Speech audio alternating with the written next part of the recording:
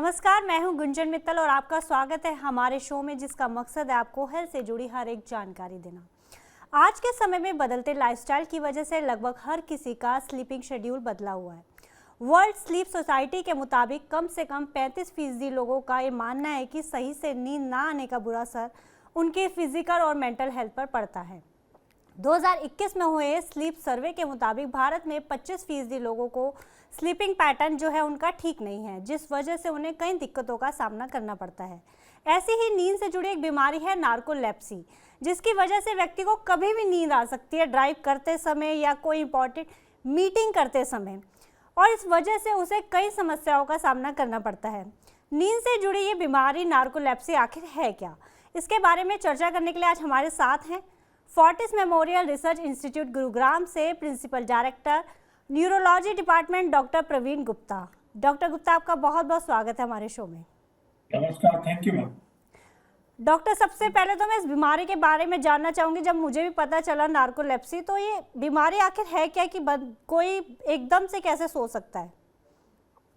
Narcolepsy एक बीमारी है जिसमें रात भर पूरी नींद लेने के बावजूद भी आदमी को अचानक से तेज नींद के झोंके या अटैक्स आते हैं। और नॉर्मल नींद में आदमी धीरे धीरे डीप स्लीप में जाता है जी। और चौथी स्टेज के बाद रेम स्लीप में जाता है। नार्कोलेप्सी में आदमी सीधा ही डीप स्लीप में चला जाता है। ओके। तो दिन में आदमी गाड़ी चलाते चलाते सो जाता है, क्लास में बैठे बैठे सो जाता है, मीटिंग करते करते सो जाता है, और ऐसे अटैक उसे दिन में कई बार आते हैं। ओके। तो और बीमारियों नार्कोलेप्सी में फर्क यह है कि नार्कोलेप्सी में आदमी को एक्सेस नींद रात भर पूरी नींद करने के बावजूद भी रहती है। जी डॉक्टर, कई बार कई लोग कहते हैं वाकया होता है कि हम किसी से बात कर रहे हैं और हम जरा सा पलटे और वो सो गया, तो इसके लक्षणों को, ये बहुत आम सी बात है, तो इसके लक्षणों को हम कैसे पहचाने कि नार्कोलेप्सी और कॉमन स्लीप होना, इन दोनों में फर्क क्या है? देखिए, स्लीप ज्यादा होने के कई कारण हैं। जी। पहला कारण है इनएडिक्वेट स्लीप। आज के जमाने में लोग देर रात तक मोबाइल फोन देखते रहते हैं, टेलीविजन देखते रहते हैं, तो पूरी तरह सोते नहीं हैं, जिसकी वजह से दिन में उनको नींद बनी रहती है और दिमाग खाली होते ही, जैसे कार में बैठे या कोई मीटिंग में किसी का लेक्चर सुन रहे हैं, तो वो सो जाते हैं। दूसरी चीज है ऑब्स्ट्रक्टिव स्लीप एपनिया। रात को आदमी को मोटापे की वजह से या खर्राटे की वजह से नींद में ऑब्स्ट्रक्शन होती है सांस में, जिसकी वजह से ब्रेन को पूरी ऑक्सीजन नहीं पहुंचती। उसकी वजह से दिन में ब्रेन में बैठे हुए सोने की प्रक्रिया बढ़ जाती है, जिसके कारण डे टाइम एक्सेसिव स्लीपीनेस चलती है। पर कुछ लोगों को रात की नींद ठीक होने के बावजूद भी नींद आती है, जिसमें दो बीमारियां हैं, इडियोपैथिक हाइपरसोमनिया या नार्कोलेप्सी। ओके। नार्कोलेप्सी में कई और चीजें होती हैं नींद के अलावा, जैसे कैटाप्लेक्सी, अचानक से मसल्स की टोन खो जाना और आदमी को गिर जाना, हेलुसिनेशंस या अजीब अजीब मुद्राएं दिखना, अजीब अजीब चीजें दिखना, और स्लीप पैरालिसिस। आदमी जब सोकर उठता है तो वो अपनी बॉडी को हिला नहीं पाता, इसे हम बोलते हैं स्लीप पैरालिसिस। तो ये कई और चीजें नार्कोलेप्सी में होती हैं जो इसे अन्य स्लीप की बीमारियों से भिन्न करती हैं। ओके। तो इस बीमारी के होने की वजह क्या है, वो कौन सी वजह हैं जो नार्कोलेप्सी को ट्रिगर करती हैं? नार्कोलेप्सी का एग्जैक्ट कॉज तो अभी मालूम नहीं है और ये जांच के अधीन है, पर हाइपोक्रेटिन नाम का एक हार्मोन होता है जो हमारे ब्रेन में हाइपोथैलेमस नाम के ग्लैंड से स्लीप का रेगुलेशन होता है, जहां पे इस हार्मोन के असंतुलन से नार्कोलेप्सी होती है। नार्कोलेप्सी ब्रेन में चोट लगने से, ऑटोइम्यून इन्फेक्शन होने से, कभी कभी वायरस का इन्फेक्शन जैसे H1N1 होने से, स्ट्रोक हो जाने से, या उस एरिया में ट्यूमर डेवलप होने से भी हो सकती है। और अधिकतर लोगों को नार्कोलेप्सी इस हार्मोन के बैलेंस में डिफेक्ट की वजह से होती है, जो बिना किसी कारण के अपने आप ही चालू हो जाती है 10 से 30 साल की अवस्था में। जी सर, अभी आपने कहा कि ये 10 से 30 साल की उम्र के लोगों को सबसे ज़्यादा होती है, तो हमारे देश की बात करें तो कितने % लोगों को ये प्रॉब्लम है और दुनिया भर में इसके कितने मरीज पाए जाते हैं? देखिए मैम, ये उतनी कॉमन बीमारी नहीं है, पर फिर भी 1 मिलियन में एक आदमी को होती है। तो हमारे देश में 1,500-2,000 मरीज नार्कोलेप्सी के हो सकते हैं। और अगर किसी और देश से कंपेयर करें तो अमेरिका में भी लगभग 2,000 एस्टिमेटेड मरीज हैं नार्कोलेप्सी के। ओके, तो ये 10 से 30 साल ये उम्र टारगेट, मतलब इस उम्र को टारगेट करने के पीछे क्या वजह है? इस बीमारी का इस उम्र में से क्या रिलेशन है? मैम, जब हम वयस्क होते हैं, हमारी प्यूबर्टी होती है, तो उस समय में ब्रेन में बहुत सारी हार्मोनल मैच्योरेशन होती है। ओके, तो कुछ लोगों में ठीक हार्मोनल बदलाव नहीं होते, जिसकी वजह से हाइपोक्रेटिन नाम के हार्मोन का डिसबैलेंस हो जाता है, जिसकी वजह से स्लीप के साइकिल का इम्बैलेंस होता है ब्रेन में, और ब्रेन जागने और सोने के संतुलन को बना नहीं पाता, जिसकी वजह से नार्कोलेप्सी हो जाती है। ओके डॉक्टर, इसका डायग्नोस कैसे किया जाता है ये बताइए।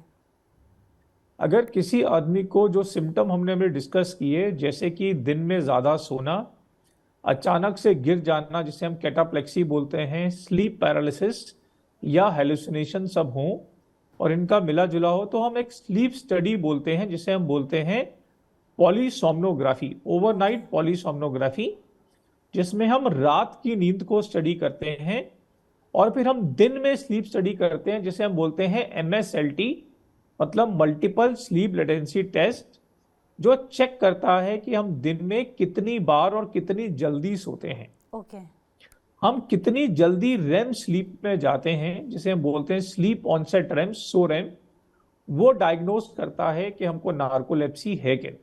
ओके डॉक्टर, क्या कोरोना की वजह से भी नार्कोलेप्सी के मामले बढ़े हैं?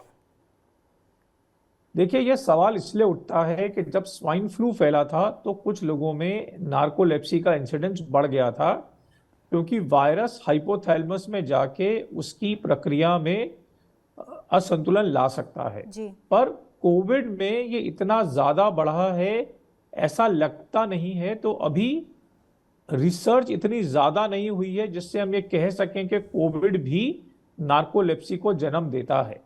ओके, पर क्योंकि कोविड के ब्रेन पर इम्यूनिटी के द्वारा कई सारे प्रभाव होते हैं, ब्रेन में स्ट्रोक, इम्यून इम्बैलेंस, डीमाइलिनेशन होती है, तो कोविड और नार्कोलेप्सी का रिस्क संभव तो है पर अभी एस्टैब्लिश नहीं है। ओके डॉक्टर, ये बताइए कि नार्कोलेप्सी व्यक्ति की लाइफ पर कैसे असर डालती है? आप जैसे कि बता रहे हैं कि 10 से 30 साल उम्र बहुत इंपॉर्टेंट फेज होता है लाइफ का, तो किस तरह से व्यक्ति की लाइफ पर असर डालती है? देखिए, नार्कोलेप्सी को लोग अधिकतर पहचानते नहीं हैं और इसके कारण उसके मरीजों को काफ़ी कठिनाइयों का सामना करना पड़ता है, क्योंकि नार्कोलेप्सी के मरीज क्लास में, लेक्चर में सो जाते हैं, एग्जाम में सो जाते हैं, काम करते करते सो जाते हैं, कभी कभी गाड़ी चलाते हुए सो जाते हैं, जिसकी वजह से उनकी school performance, college performance, office performance में कई तरह की बाधाएं आ सकती हैं जी, और उन्हें काफ़ी रोष और द्वेष का सामना करना पड़ता है। कभी कभी ड्राइविंग करते करते अचानक से सो जाने से, एक्सीडेंट होने से जान का खतरा भी बन जाता है। पर लोगों को स्कूल लाइफ में, एकेडमिक लाइफ में और प्रोफेशनल लाइफ में बहुत सारी हिंड्रेंस और प्रगति में रुकावट का सामना करना पड़ता है नार्कोलेप्सी की वजह से। जी, ये बताइए कि आज स्लीप डिसऑर्डर से जुड़ी समस्याएं हमारे देश में बढ़ती जा रही, तो इसके पीछे आप क्या वजह मानते हैं और इन्हें हम कम कैसे कर सकते हैं? देखिए, कई सारी लाइफस्टाइल चीज़ें हैं जो स्लीप डिसऑर्डर्स को बढ़ाती हैं। पहला डिसऑर्डर जो है, ठीक से नींद नहीं आना, जी, क्योंकि हम हमेशा स्क्रीन देखते रहते हैं और हमारे दिमाग में स्टिमुलेशन चलती रहती है लाइट से, जिसकी वजह से हमारे दिमाग को ये स्टिमुलस नहीं मिलता कि हमें सोना है और हम ठीक से सो नहीं पाते। दूसरी बात, हम अपने कमरे में लाइट को बहुत देर से, बहुत जल्दी बंद नहीं करते, जिसकी वजह से जो डार्कनेस है, जो नेचुरल सिम्टम है, जो सिंबल है स्लीप का, वो हमें मिलता नहीं। तीसरी चीज ये है कि आजकल भागदौड़ की जिंदगी में हमारा दिमाग हमेशा चलता रहता है, मैं क्या कर लूं, कब कर लूं, क्या कैसे होगा, ऐसी सोच लेकर हम बिस्तर पर जाते हैं, जिसकी वजह से हमारी वेकफुलनेस की प्रक्रिया खत्म नहीं होती और हम या तो सो नहीं पाते या नींद में भी हमारा दिमाग चलता रहता है।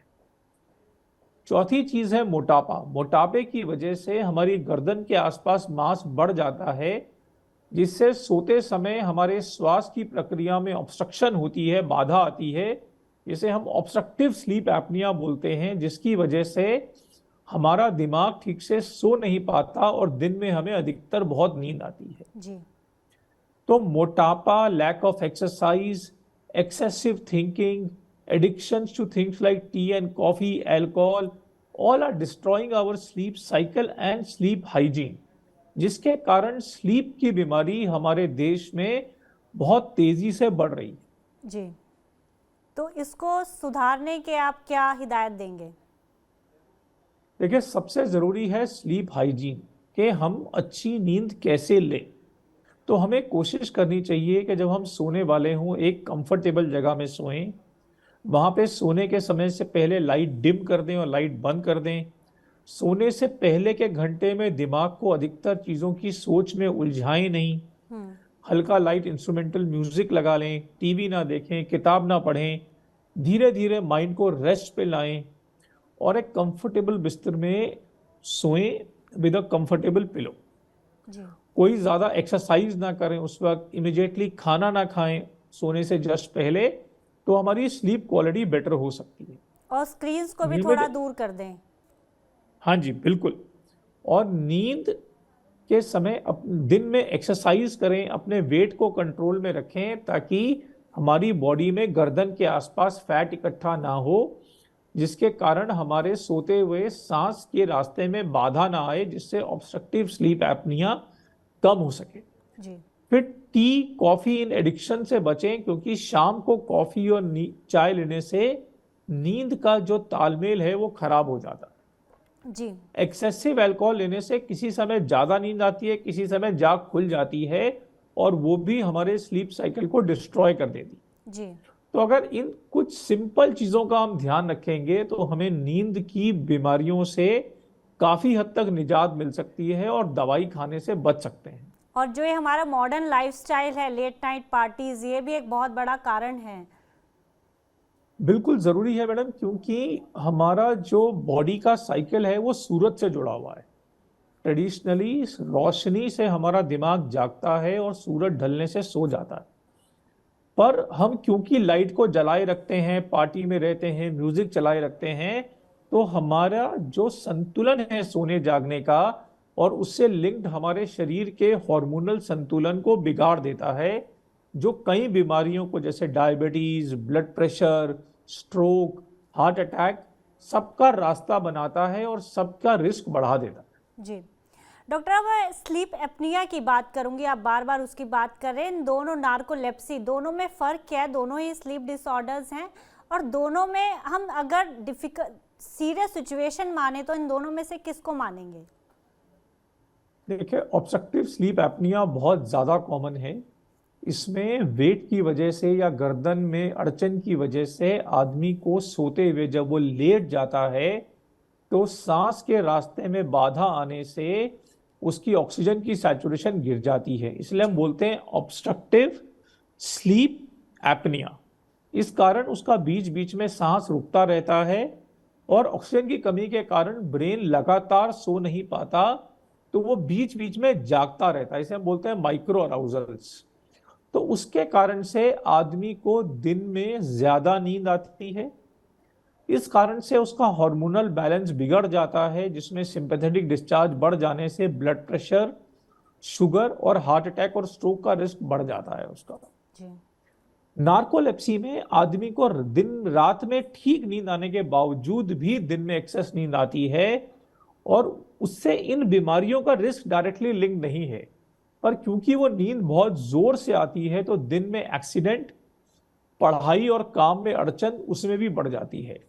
क्योंकि ऑब्स्ट्रक्टिव स्लीप एपनिया बहुत ज़्यादा प्रेवलेंट है और वो उस अवस्था में होता है उम्र की जब आदमी बहुत सारी बीमारियों से लिंक्ड होता है, तो वो एक बहुत ही सीरियस प्रिवेंटेबल डिसऑर्डर है, जिसके प्रति हमारी सेंसिटिविटी बढ़नी चाहिए और हमें अपनी जांच, अगर हमें ये सिम्टम्स हो रहे हैं तो अवश्य करानी चाहिए।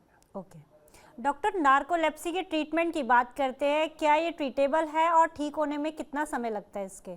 देखिए, नार्कोलेप्सी के लिए लंबे समय तक दवाई खानी पड़ती है, पर ब्रेन स्टिमुलेंट्स, जिसमें सबसे कॉमन है मोडाफेनिल, जो हमारी कंट्री में भी उपलब्ध है और आर मोडाफिनिल वो उपलब्ध हैं जो स्लीप के अटैक्स को काफ़ी हद तक रोक सकते हैं। उसके अलावा कई दवाइयाँ सोडियम ऑक्सीबेट, पिलोटीसेंट ये भी अवेलेबल हैं जो कुछ हमारे कंट्री में नहीं मिलती हैं, जो कि नार्कोलेप्सी के सिम्टम्स को ट्रीट करने में हेल्प कर सकती हैं। जी। कुछ और दवाइयाँ जो एसोसिएटेड सिम्टम्स हैं जैसे कैटाप्लेक्सी, हैलुसिनेशंस, इसके लिए भी बिहेवियरल मॉडिफिकेशन की दवाइयाँ अवेलेबल हैं जो इसको बेटर कर सकती हैं। जी डॉक्टर, ये बताइए कि आज के समय में जो लोग किसी भी तरह के स्लीप डिसऑर्डर से जूझ रहे हैं, आप उन्हें क्या सलाह देना चाहेंगे? और अगर आपका नार्कोलेप्सी का ट्रीटमेंट चल रहा है तो ऐसे लोगों को किन किन कामों से बचना चाहिए? जैसे हम कह रहे हैं कि उन्हें ड्राइविंग लाइसेंस तो बिल्कुल नहीं लेना चाहिए, ये ड्राइविंग नहीं करनी चाहिए, और ऐसे कौन से काम हैं जो उनकी जान के लिए रिस्की हो सकते हैं? देखिए, एक तो स्लीप हाइजीन मेंटेन करें जैसा आप बार बार कह रहे हैं, ताकि आप समय से सो पाएं और रात को पूरी नींद लें ताकि दिन में स्लीप अटैक्स कम हो जाएं। दूसरा, एडिक्शन से बचें। ऐसा नहीं है कि देर रात तक चाय कॉफ़ी पी रहे हैं फिर आपको दिन में और ज़्यादा नींद आ रही है।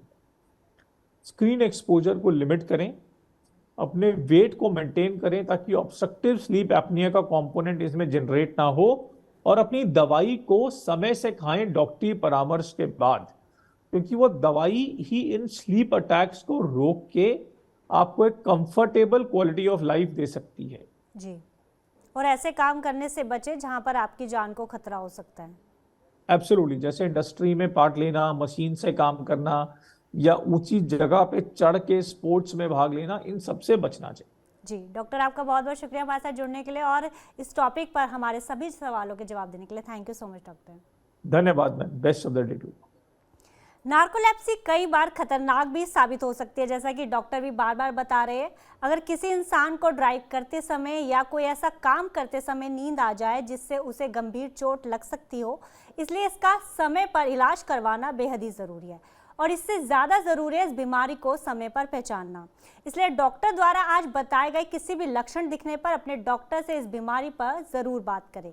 आज के लिए बस इतना ही। हम फिर हाजिर होंगे अपने नए गेस्ट के साथ और हेल्थ से जुड़ी नई जानकारी लेकर। तब तक आप स्वस्थ रहिए और अपना और अपनों का ध्यान रखिए। चलते चलते हम आपको बताना चाहते हैं TV9 डिजिटल के न्यू इनिशिएटिव TV9 वैन के बारे में। आखिर क्या इनिशिएटिव, आइए देखते हैं इस छोटी सी वीडियो में। Today, doctors are busier than ever providing care and advice to patients. And the reality is that an average patient now spends much more time in the waiting room than in the doctor's chamber. With such a captive audience, it's time to put their wait time to good use. Introducing TV9 Waiting Area Network that provides premium patient engagement experience through engaging and informative videos. These videos are created keeping in mind an Indian patient seeking medical attention. TV9 Waiting Area Network provides a perfect platform for educating the patients on everything a doctor's practice has to offer while elevating the doctor's brand at the same time. As a doctor, all you need is to have Wi-Fi at your clinic and we'll take care of the rest.